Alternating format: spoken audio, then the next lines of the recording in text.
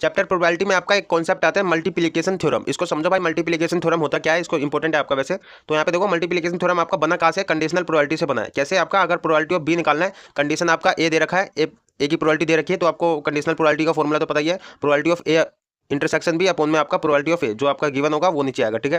तो ये आपकी कंडीशनल प्रोबेबिलिटी होती है। तो यहीं से आपको मल्टीप्लिकेशन थ्योरम आपका क्या है, बस ये जो है ना आपका probability of A intersection B, ये आपका मल्टीप्लिकेशन थ्योरम इससे बनाते हो, ठीक है। मतलब आपको ए इंटरसेक्शन बी ही निकालना है, तो ये आपका इधर मल्टीप्लाई में चले जाएगा, तो प्रोबेबिलिटी ऑफ ए मल्टीप्लाई आपका किसके साथ हो जाएगा, प्रोबेबिलिटी ऑफ बी अपॉन में ए। तो ये आपका मल्टीप्लिकेशन थ्योरम है। बट एक चीज यहाँ पे ये है कि आपका ये जो है इंडिपेंडेंट नहीं, ये आपका डिपेंडेंट है, तब आपका ये आ रहा है probability of A intersection B, probability of A मतलब मल्टीप्लाई में प्रोबेबिलिटी ऑफ बी अपॉन में ए। बट आपका यहाँ पे देखो एक चीज यहाँ पे समझो, ये रहा आपका यहाँ पे, इसे हम विदाउट रिप्लेसमेंट भी कहते हैं। मतलब आप जो भी निकाल रहे हो, ठीक है, उसको आप रिप्लेस नहीं कर रहे दोबारा से उसके अंदर, विदाउट रिप्लेस। तो आपका ये डिपेंड करेगा भाई आपका probability of B probability of A पे, ओके। तो यही आपका, ये तो डिपेंडेंट इवेंट का है, बट आपका इंडिपेंडेंट हो, मतलब किसी का किसी पे डिपेंड ना करे। If A and B are independent event हुए, मीन आपका विद रिप्लेसमेंट, मतलब जो भी आपने आउटकम निकाला उसको फिर दोबारा से उसमें आपने रिप्लेस कर दिया, ठीक है। तो ये आपका विद रिप्लेसमेंट होता है। तो ये आपका ज्यादा इंपॉर्टेंट है, probability of A intersection B ही आपको निकालना हुआ। तो लेकिन आपको देखो प्रोबेबिलिटी ऑफ ए मल्टीप्लाई में प्रोबेबिलिटी ऑफ बी, ठीक है। तो ये आपका डिपेंडेंट इवेंट है। एंड यहाँ पे देखो, सॉरी इंडिपेंडेंट इवेंट है ये। एंड अगर आपको देखो यहाँ पे probability of A intersection B आपको निकालना था, तो क्या हुआ, probability of A probability of B upon में ए, ओके।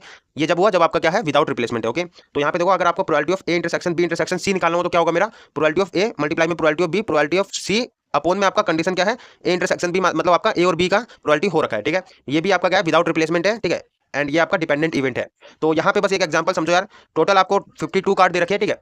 ए आपका क्या है, स्पेड कार्ड। स्पेड कार्ड आपको पता है कौन से होते हैं हमारे, वो हमारा है। एंड बी आपका एस कार्ड। एस कार्ड क्या होते हैं, इक्के, ठीक है। इक्के हमारे चार होते हैं ना, 52 कार्ड जो होते हैं हमारे ताश के उसमें, ओके। तो यहाँ पे बोल दिया भाई without replace, sorry with replacement बोल दिया। विद रिप्लेसमेंट मीन आपका यहाँ पे कौन सा आ गया भाई, मेरा इंडिपेंडेंट इवेंट आ गया, हम रिप्लेस कर दे रहे फिर दोबारा उसमें। तो यहाँ पे देखो अगर मुझे प्रोबेबिलिटी ऑफ ए निकालना है, मतलब आपको स्पेड कार्ड निकालना है। स्पेड कितने होते हैं हमारे, 13 होते हैं, टोटल हमारे 52 कार्ड है। तो 1/4 मेरा क्या आ गया, प्रोबेबिलिटी ऑफ स्पेड कार्ड की आ गई। एंड प्रोबेबिलिटी ऑफ बी आपको निकालना है एस कार्ड की। तो एस इक्के कितने होते हैं हमारे, 4 होते हैं। एंड टोटल कितने हमारे हैं कार्ड, 52। तो यहाँ पे 1/13 मेरा प्रोबेबिलिटी ऑफ बी आ गया, ठीक है।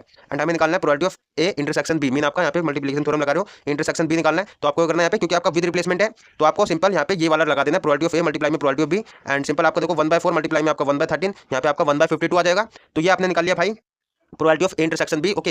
एंड यहाँ पे अगर आपको प्रोबेबिलिटी ऑफ बी निकालना है, अगर आपका ए क्या है, प्रोबेबिलिटी ऑफ ए मीन आपका यहाँ पे ए हो रखा है, ठीक है। एक कंडीशन दे दिया कि आपकी प्रोबेबिलिटी ऑफ ए हो रखी है, ठीक है। तो यहाँ पे सिंपल है भाई, आपको probability of intersection B upon में प्रोबेबिलिटी ऑफ ए वाला फॉर्मूला लगा देना, ठीक है। एंड यहाँ पे प्रोबेबिलिटी ऑफ इंटरसेक्शन बी आपका 1/52 अपॉन में आपका प्रोबेबिलिटी ऑफ ए क्या है, 1/4, या फिर सीधा आप 13/52 भी लिख सकते हो। 52 से 52 कट जाएगा आपका, 1/13 बचेगा। तो 1/13 मेरा प्रोबेबिलिटी ऑफ बी अपॉन में ए, मतलब आपका प्रोबेबिलिटी ऑफ बी आ गया। तो ये तो था भाई आपका जब विद रिप्लेसमेंट था। विद रिप्लेसमेंट में देखो आपका प्रोबेबिलिटी ऑफ बी अपॉन में कितना है मेरा, 1/13। एंड यहाँ पे भी देखो आप प्रोबेबिलिटी ऑफ बी मेरा कितना रखा है, 1/13, ठीक है। तो इससे आपको समझ आ गया ना कि आपका प्रोबेबिलिटी ऑफ बी अपॉन में ए क्या है, बराबर होता है प्रोबेबिलिटी ऑफ बी के विद रिप्लेसमेंट में। इसलिए भाई आप ये मेरा बराबर है इसके विद रिप्लेसमेंट में, इसलिए आपका बराबर आ गया, ठीक है।